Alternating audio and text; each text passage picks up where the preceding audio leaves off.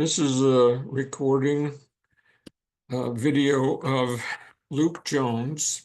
He's a longtime Subud member, formerly helper, currently the chairperson of Subud Los Angeles, and he's from New Zealand. Luke, can you start by telling us how you found and came into Subud? Thanks, Rackman. Yes, well, I don't have a very interesting story compared to most people in Subud because I was born into Subud. My parents uh, were probably one of the first, couples to get open in Australia when Bapak came out to Australia in the late 1950s and the 1960s. My parents got open then, and it was quite a hullabaloo back then when Bapak came out to Sydney. The media came out and covered it, and they wanted to know what this new spiritual path was all about. And Bapak actually left because he didn't like all the all the attention. And then he came back a few months later once it died down, and that's when my mum and dad got opened in Sydney. And my dad would always write to Bapak and ask him for various advice on life issues and what to do with his career and life. And he kept writing to Bapak about stuff. So Bapak kept giving him advice, and he gave him the advice, you should move to New Zealand and raise your family there. So I was born in New Zealand and basically have known Subud my whole life. And so I don't have an interesting story about how I discovered the spiritual path, which, a lot of people in Subud do from many different backgrounds. I've just always had it, I guess, courtesy of my parents. So what was the process of you becoming open? Did that just happen through your parents, or was it a formal thing of going to a group? Actually, we were quite remote in New Zealand, which itself is a remote part of the world. So we just got open at home, so in our teens, six kids, and we're like a little mini satellite. I guess you call us, remote members that you have here. And I was doing Leihan quite a long time before I even came to a Subud group, and things were a little bit different in the Subud group from what I had actually experienced myself just with my family. So it was quite an interesting path to come into Subud officially. But practicing the Ladihan from my teens was when I first started. Well, what year were you opened? I was opened and not officially opened in when I was 18, which would have been late 80s, shortly after Bapak passed away, probably 89. But really, I was open my teens at home. But I went into the Wellington group when we finally started connecting with a group, and then got opened again, which was probably 89. Yeah. Yeah. So how was your opening? Or I'm not sure if it was the official opening or the. The unofficial one. Uh, the official one was very quiet. Actually, for the first few years I practiced Ladihan, I didn't receive any sort of dramatic, experiences or movements, etc. But I always had the sensation the day after, I always felt like fresh and renewed somehow. Whether it was a Tuesday morning or it was a Friday morning after do Ladihan, I always felt really good on those mornings. And I didn't really need much more than that. I felt quite good just doing the Ladihan Mondays and Thursdays. That was the timing of it. And I was only a few years later that I actually started to receive more than that. And that was when I sort of, probably was in my early 20s, and, was sort of finishing up my studies. Yeah, so not too dramatic there, Rahman. So since you were officially open after Bapak passed, did you have any interaction with Bapak earlier as a child or anything like that? Just listening to Bapak's talks, my earliest memories of my dad painting, he wanted to be, a great painter. This is another story because he wrote to Bapak about how he could become an artist, and Bapak wrote back to him and said, "You should become an accountant, so you can look after your family."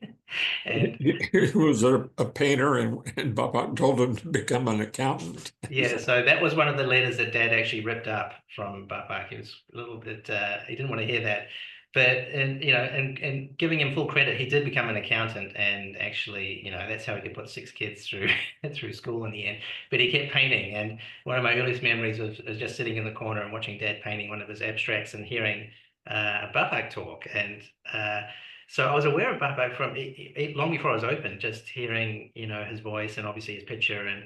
And in fact, Bapak gave me my name, Luke. That was one of the other letters that Dad would write to Bapak about naming the children. So I feel like this person that I never met has such an amazing, long-lasting impact on my whole life.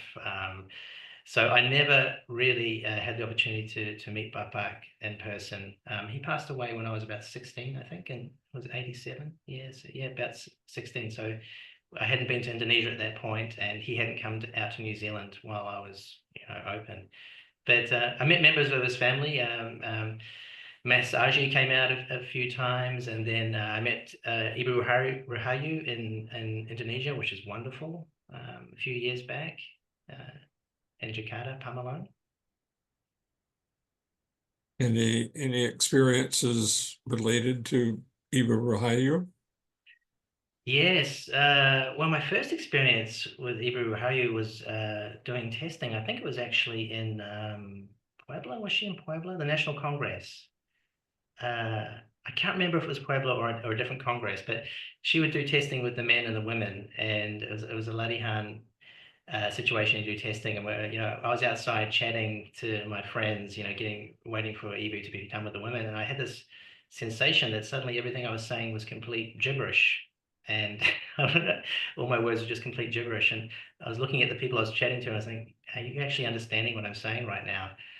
And and then I really felt you should just be quiet. And I just sort of just stopped talking and just was really quiet.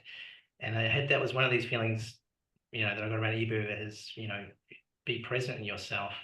And then when we went in and did the Ladihan and testing, uh, we were doing Ladihan, I was sort of walking around, there's hundreds of people, hundreds of guys in there, right? And then she says, she's calling out questions, and then she says, stop walking around. You don't need to walk around, stop walking around. And I felt like she was talking directly to me. I mean, of course, there's hundreds of people there. I was like, is she talking to everyone or talking to me? But I felt like it went straight into me. And, my lady hand completely changed after that. I found that when I was walking around, I was often in my mind a lot, which related to that talking. And then when I stopped walking around, I could actually sort of start to feel things that were, quieter and deeper in myself. So I felt like she had the real power to impact you in that way in person if you had the ability to be with her. So has Subud made much of an effect in terms of your outer life or your work life? Hard to say, Ruckman, because I've never known not having Subud. So I know that things are really sort of, I feel like I've been guided in my life at certain points, and I've received gifts from Subud and then from fasting as well. Ramadan, we've done Ramadan from a very early age, our family, and also I know it's a practice for a lot of Subud members.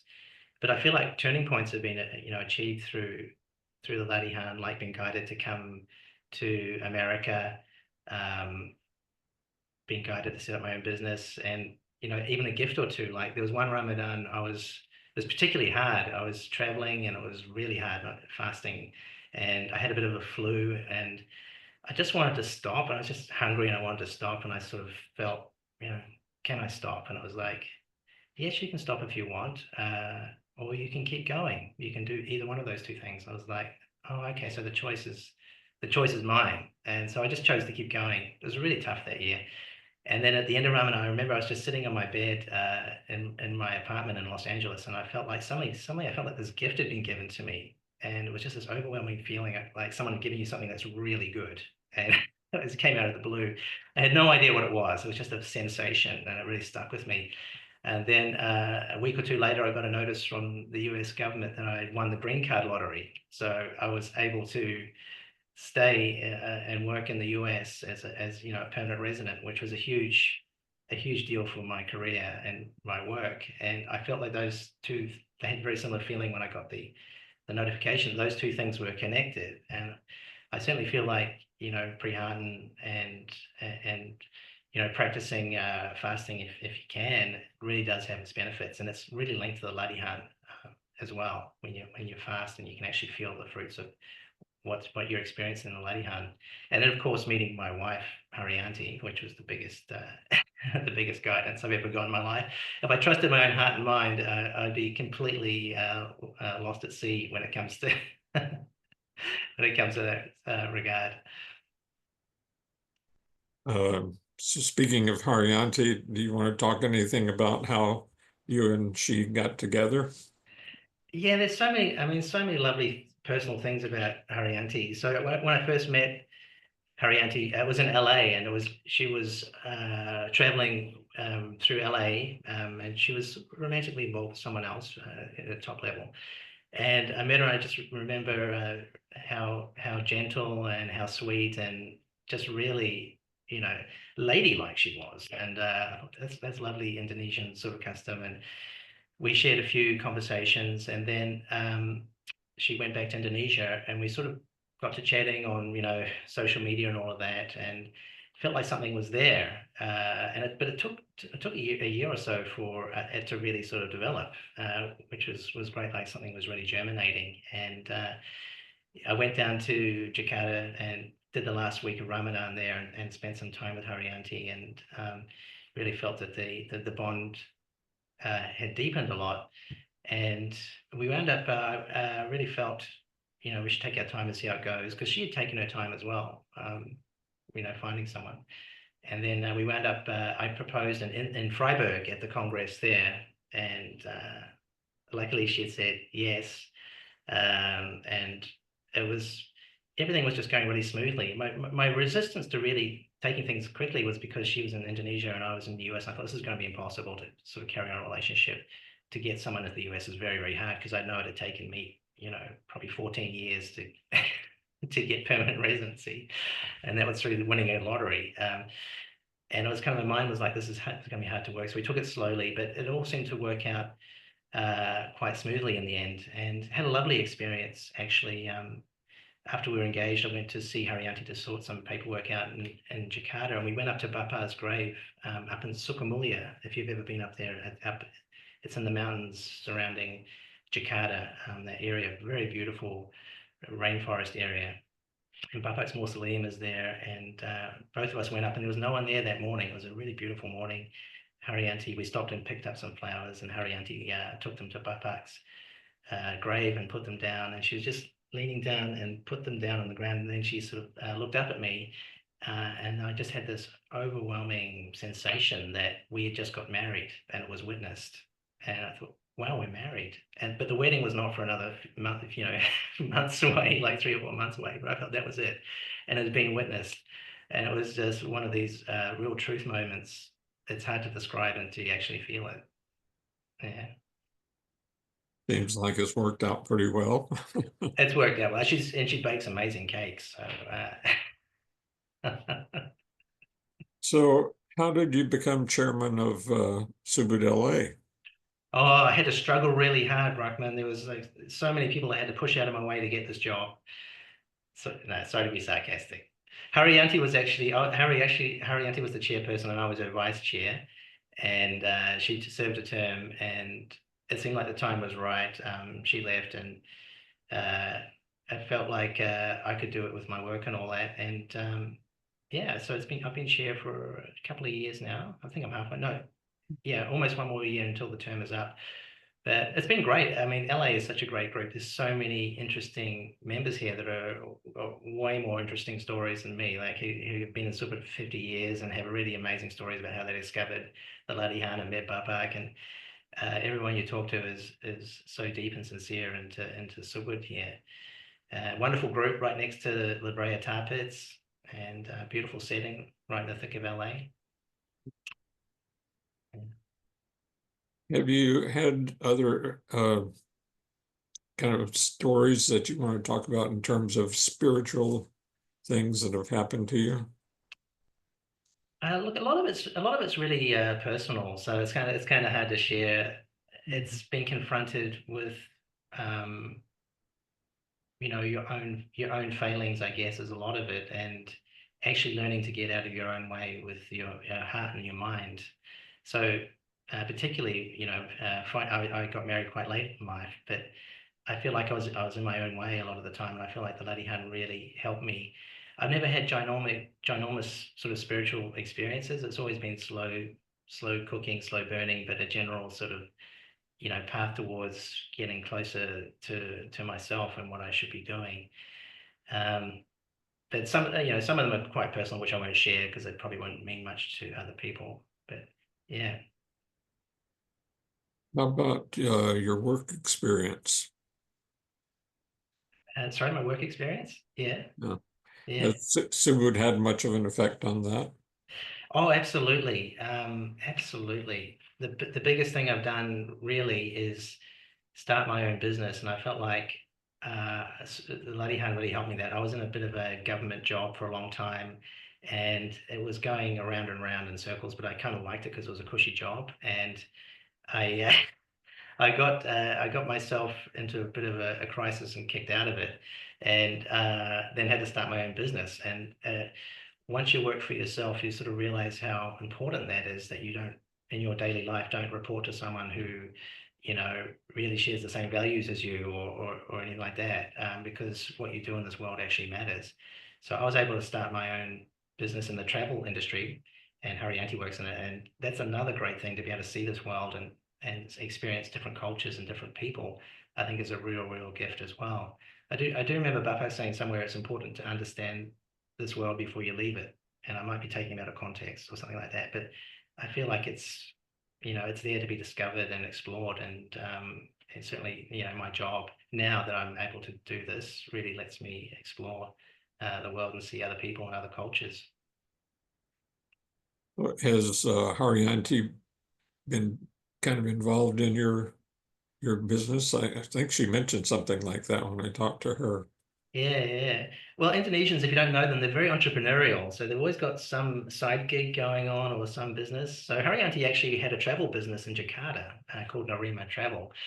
And then she also was an executive for a baby products company called My Baby, quite a senior marketing executive. And so up here, she's done something completely different. She's learned to bake very high-end custom cakes, and then she also works in our business. She was our Tahiti manager, so she managed our Tahiti clients, and now she's working on our Middle East clients, Qatar tourism, to help promote the destination. So Haryanti's she's very versatile in her skill set. So can you talk anything about how Subud has had an effect on your life in general? It's again, it's a tough one, right? Because I don't know what it's like not to have Subud, but there's been periods in my life where I haven't been so diligent to the Ladihan and doing Ramadan and fasting. In my late 20s, early 30s, there was that, and it was like I just went back to sleep. I was sort of in my job and just doing all my usual stuff and hobbies and entertainments, and I felt like I'd just gone back to sleep. And then when I remembered to get back into it, I felt suddenly awake again. And that was the part of my life that is living, really, the Ladihan and Subud is the part of my life that is alive.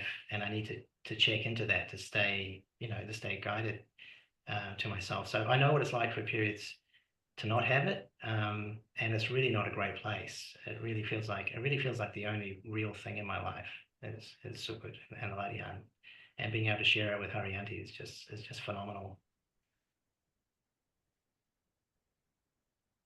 I don't have any other questions, but if you have anything you'd like to add. No, thanks, Rackman. I think it's great what you're doing, and I love hearing everyone else's stories, and I've got a few recommendations for your next interview if you need them. And I'm wishing everyone a happy Ramadan if you're fasting, and hope to see you at the next Congress. Hopefully. Do we know where that Congress is going to be next yet? Inshallah, it's going to be in DC, right? The National Congress, Washington. Oh, that's right. Yeah. Yeah. Okay. Maybe I'll see you there. Okay, I'd love to see you there, Rahman. Okay, thank you. We'll stop the recording. Uh, one last chance to say anything if you want. That's okay.